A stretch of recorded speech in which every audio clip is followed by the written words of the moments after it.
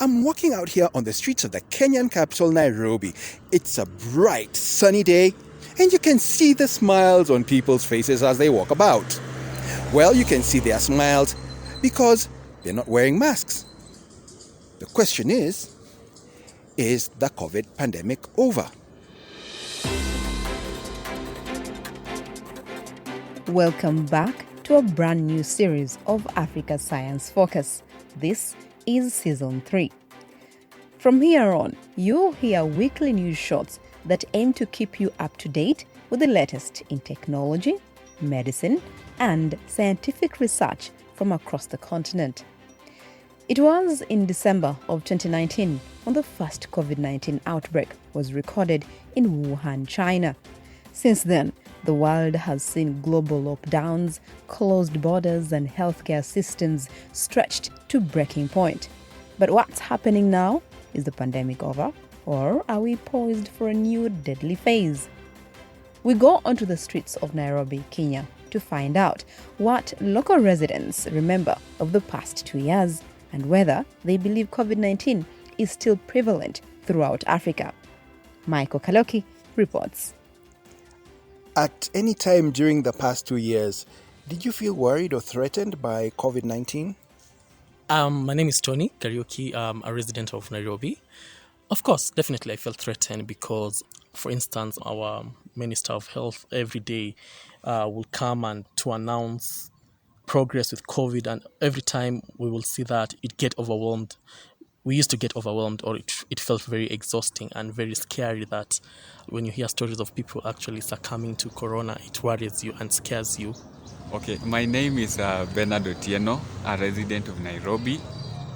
At the start, when the first case was announced here in Kenya, I remember I was so scared. We were in school and my dad called that I should go back home with immediate effect. So he told me, don't worry, everything is going to be okay.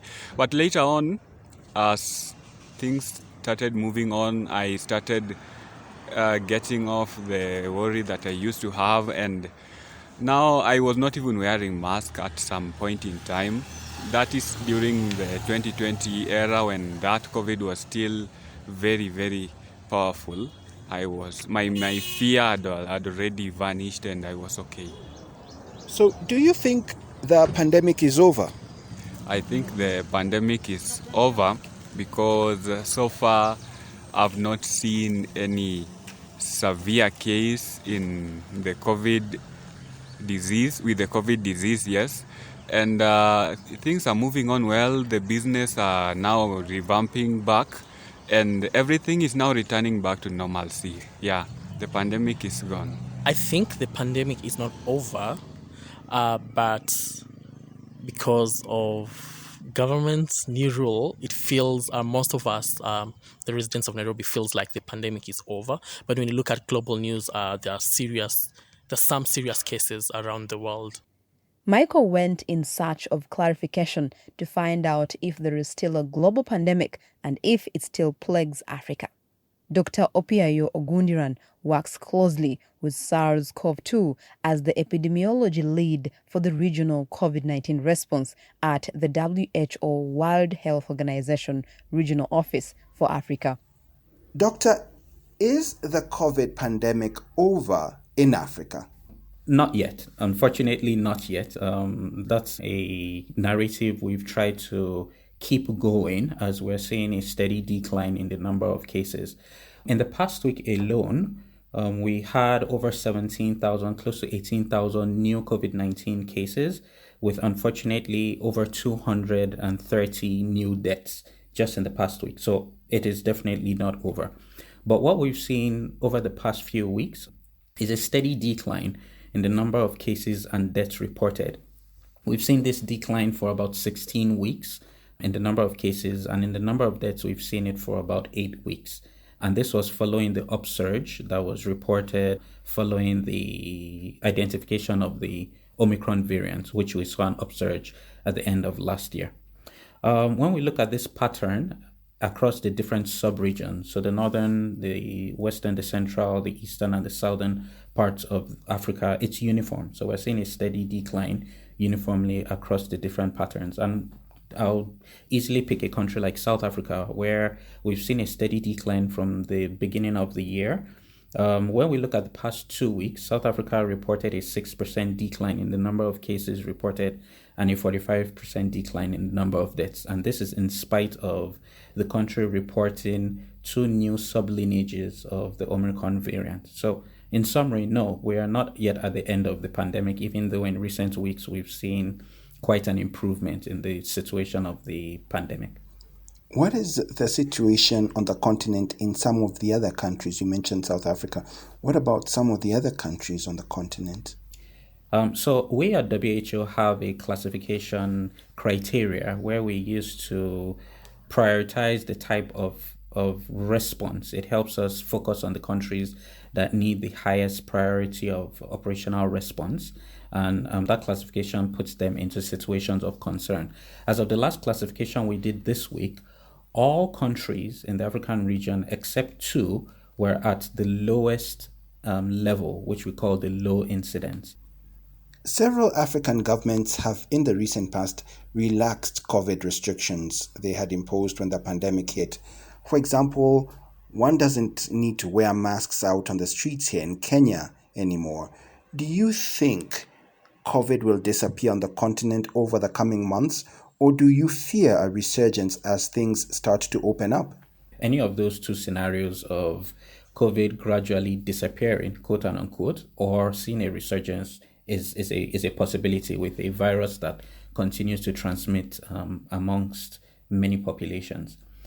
But maybe what needs to then be said is the WHO recently released the 2022 Strategic Preparedness, Readiness and Response Plans to help guide its member states with what priority actions should look like as we go into this 3rd year of the pandemic. It paints out 3 possible scenarios. We have what we call a base case scenario, whereby it's what we see as of today. The virus continues to evolve. The severity significantly reduces over time as we improve the level of immunity, either due to vaccine use or the amount of people that have actually been exposed. And because of that, we would see a gradual decrease in the amount of severe disease and deaths. Because of that, we might see periodic spikes in transmission, and we might then come to see something like a seasonal pattern. So that's scenario-based scenario where we are as of today. In a best-case scenario, we would see the emergence of a future variant that is clearly less severe than what we have today. The current protection that we have for disease is maintained without the need of any periodic boosting, using vaccinations or any alterations to the existing vaccinations. But there's also a worst case scenario, which we call a reset, whereby a new variant emerges. It's more virulent, it's more highly transmissible, and we see that the current vaccines that we have are less effective. People who have natural immunity are not very, very protected from the new variant. And then we see increase in severity and deaths. In that, we would need a full-blown reset, which would require significant alterations to the current vaccines that we have, a full redeployment of booster doses, and that type of scenario. So those are pretty much the 3 case scenarios, which include what you've proposed as during your question. There are methods to prevent the worst case scenario described by Dr. Ogundiran. Tracing contacts and a robust testing program are the backbone to any pandemic response. It allows governing bodies to track the spread of the virus and identify hotspots where emerging variants may appear, hopefully permitting swift action and isolation of the contagion. Despite the WHO Regional Director for Africa, Dr. Matshidiso Moeti, calling for more testing, 22 countries across the continent are no longer carrying out any kind of contact tracing. But there is a more obvious method of transmission prevention that has started to get the axe, one that I am sure you would instantly notice. Whilst 43 countries in Africa still enforce wearing a mask, 4 countries have recently retired the strategy. This includes Ghana and Kenya. Do you wear masks out on the streets, and if so, why? My name is Christine, a resident of Nairobi. I do wear my mask even if we are told it's not mandatory. One, because I'm working and I'm always in town. When I go back home, I'm babysitting my nieces and nephews, so I need to take care of them and make sure that they are okay. So that's why I wear my mask, for protection, and also I'm accustomed to it. It's something that I'm used to, so I just adapted to it, and I like the feeling. And I'm also standing out because it's like 10% of the Nairobians are wearing masks, so it's a good way of standing out. Hi, my name is Cairo Karega, resident of Nairobi. Personally, I don't like wearing masks at all. I felt like they were not making me breathe well. It's like suffocating me, kind of. I want to smile freely and laugh and talk and everything.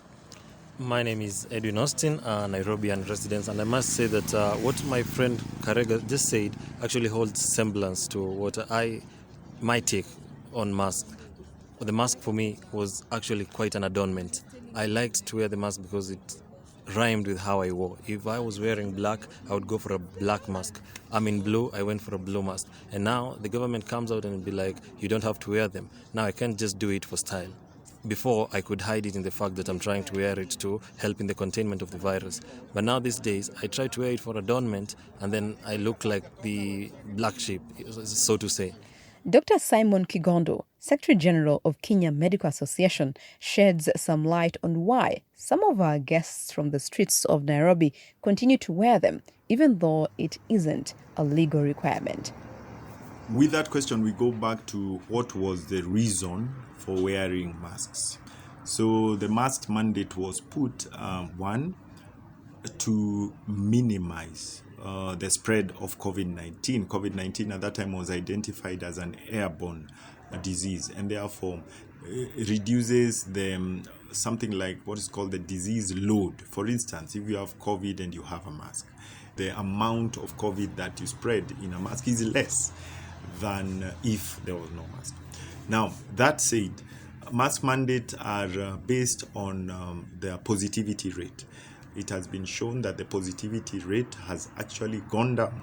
And with the positivity rate going down, then it says that there is a less number of people or concentration of people who have COVID, and therefore you can move around with masks. That said, a habit once developed, which has become a habit of a mask, once developed becomes very difficult to remove. And secondly, you want just to prevent yourself from getting COVID-19. The other group of people who may continue wearing masks are people who got COVID, and the feeling of COVID was not very nice. So you will find those may see. And thirdly, there are those whose relatives, for instance, or they know people who got COVID firsthand and may have passed on. So they are afraid. So they would actually keep masks on. Although virulence or the danger associated with COVID-19 appears to be decreasing over time, Africa and the rest of the world is still in the midst of a pandemic. In the past 2 years, the African continent has reported over 11.7 million infections, which have resulted in over 250,000 deaths. For now, it is advisable that you adhere to the governmental advice in your region and take precautionary steps to look after your own health and well-being, especially if you are considered vulnerable. For more information on the COVID-19 pandemic in Africa, you can visit our website www.sidev.net. That's www.sidev.net. Or if you want to listen back to any of our previous episodes, you can find them on your favorite podcast app. Today's show was produced by Harrison Lewis, with editing by Ben Dayton and reporting from Michael Kaloki. I'm Halima Athumani. Until next week, goodbye. Africa Science Focus is produced by sidev.net and distributed in association with your local radio station.